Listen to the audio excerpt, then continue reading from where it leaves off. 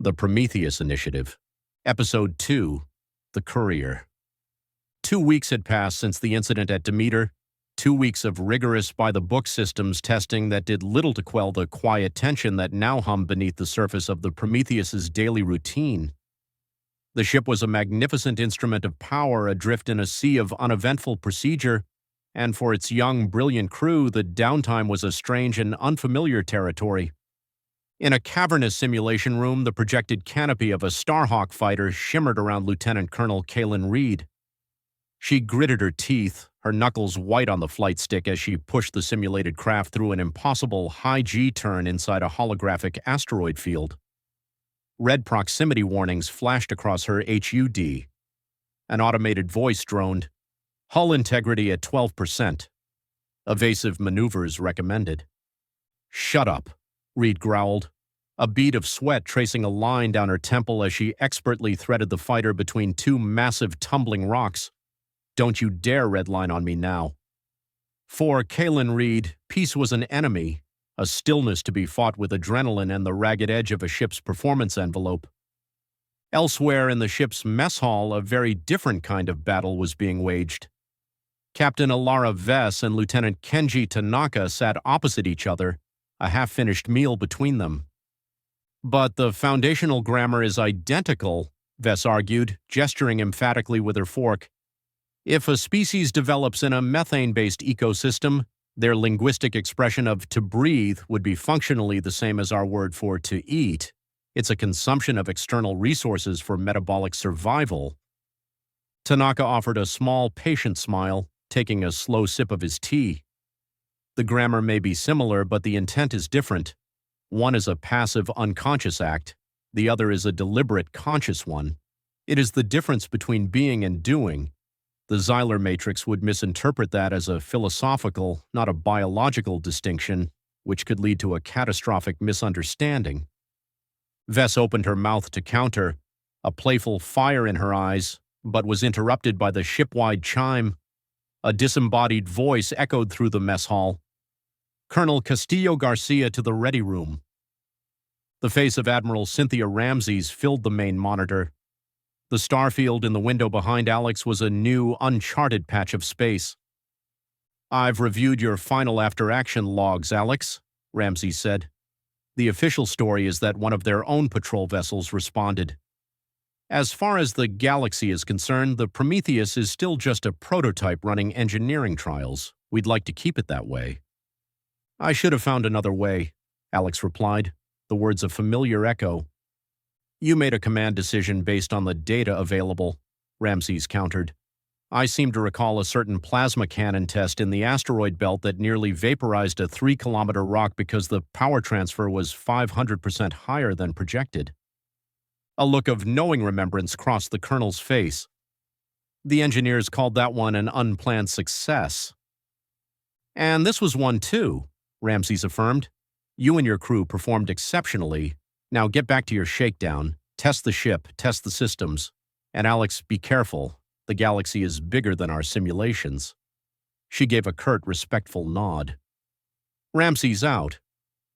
The piece of Proxima Centauri 3, a thriving farming colony, was shattered by a scout ship tearing a fiery trench through a vast cornfield. An alien pilot, humanoid but with distinct gray ridge skin, stumbled from the wreckage. Behind him, two larger, more menacing figures emerged, firing energy weapons that sliced through the cornstalks. The pilot, fueled by adrenaline, took cover behind a massive grain silo. He raised his own sidearm, a disruptor, and fired a single overloaded shot at the silo's base. The resulting explosion was a cataclysm of fire and shrapnel, consuming his two pursuers. Wounded and exhausted, he collapsed, only to see the silhouette of a human farmer standing over him, leveling a plasma rifle. Spooked and defending his land, the farmer fired. A Priority 1 directive from Admiral Ramsey sent the Prometheus hurtling through hyperspace. The ship arrived at Proxima 3 to a scene of controlled panic. While the primary away team went to the surface, a new, quieter mission began to unfold. Dr. Elias Thorne found himself in a sterile room in the colony's administrative building, sitting opposite the farmer Jensen. The man was a wreck, his hands trembling, his eyes hollow with shock and guilt. "I didn't mean to," Jensen whispered for the 10th time. "It was dark. The fire, it just came out of the fire. I thought it was another one of them." "Fear is a powerful anesthetic, Mr. Jensen," Thorne said, his voice calm and even. "It numbs the part of our brain that thinks, that considers. You were defending your home." "But he was wounded," Jensen choked out. "He wasn't a threat." "And I shot him. What does that make me?" Thorne leaned forward, his expression full of a weary empathy. "It makes you a man who was scared, who made a mistake. The real question is, what do you do now?" He placed a gentle hand on the farmer's shoulder. "I will do everything in my power to save his life. I promise you that." With that promise made, Thorne's work began. The wounded alien, Sarim, was transported to the Prometheus's sickbay. After hours of delicate work, the doctor stabilized his new patient. "His biology is fascinating," he reported to the colonel. "The plasma wound is serious, but the real issue is a profound metabolic exhaustion. I'm confident I can heal him." Meanwhile, at the crash site, Vess and Valdez confirmed the miniaturized M/ARA core. On the bridge, Tanaka isolated the language from the ship's logs. "It's a dialect of the Rylan Hegemony," he reported. "The Zeeler matrix notes are extensive and not friendly." In sickbay, Sarim awoke. With Tanaka providing a bridge through the matrix, the courier told his story. He was a defector from a powerful cabal, carrying a data rod with proof that his faction was planning a preemptive war. You must get this to the Zeelar," Sarim pleaded. His plea was interrupted by the ship rocking from a violent impact. On the bridge, red alert lighting washed the crew in a crimson glow. "3 Rylan cruisers dropping out of hyperspace in a bracket formation," Captain Vallis reported. A hail came through, the arrogant face of a Rylan commander filling the holographic display. He laughed. "You have 1 ship, we have 3. The logic is simple." "You're right," Alex agreed, a faint, dangerous smile touching his lips. At that moment, new alarms blared. "Anomalous energy signatures inside the ship," Vallis yelled. A crewman's terrified voice screamed over the comms about intruders before being cut off. The commander's smile widened. "It seems the logic has changed. My boarders arrived courtesy of 2 more of our ships, currently cloaked. 5 to 1. The odds are not in your favor." As he spoke, a new alert flashed on Lieutenant Tanaka's console. "Colonel, the cruisers are attempting a brute force hack on our network systems," Tanaka warned, his fingers flying across his console. "I'm holding them at the first firewall, but they're good." Castillo-Garcia's face became a mask of cold fury. "You just made a fatal mistake." He hit the ship-wide comm. "Captain Torres, this is the Colonel. We have multiple Rylan boarding parties on board. Hunt them down. The use of lethal force is authorized." A new voice, crisp and disciplined, responded instantly. "Aye, Colonel. Marines are on the move. Alex turned his attention back to the holographic display, his mind already 3 steps ahead. Captain Vallis, lock down this ship and coordinate internal security. Then you and Captain Vess find me the 2 ghost ships that beam those soldiers aboard. Tanaka, keep those hackers out of my house. Reed, prepare for evasive maneuvers. The ship became a hunting ground. In a cargo bay on Deck 12, Captain Micah Torres and his Marines had cornered a Rylan squad. Tanaka, I need you to vent the primary gravity plating in Cargo Bay 12 Alpha. On my mark, Torres commanded over his comm.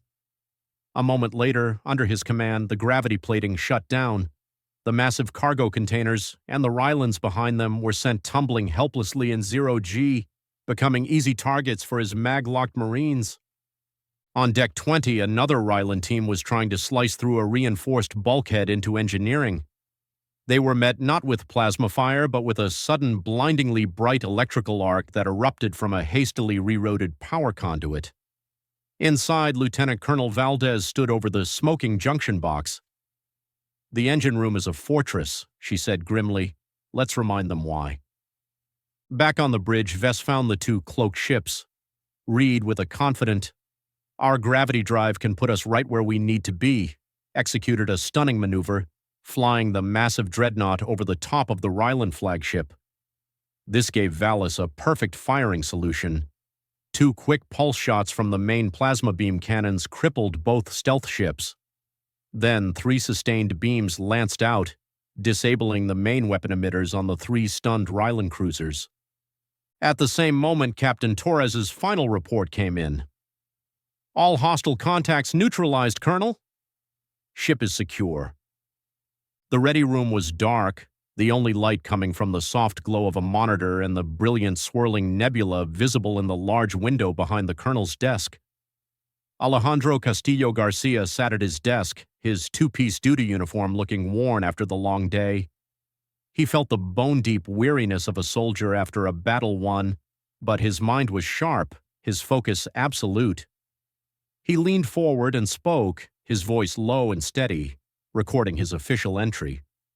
"Ship's log, UES Prometheus, October 19th, 2115, he began. "It has been 12 hours since we repelled the Rylan Hegemony's coordinated assault on this vessel. The ship is secure and my crew is safe." As he spoke, the images of the last half-day played out in his mind. He saw Dr. Thorne in sickbay, calmly finishing a delicate procedure on Sarim, the Courier's vital signs finally stable and strong on the biomonitor.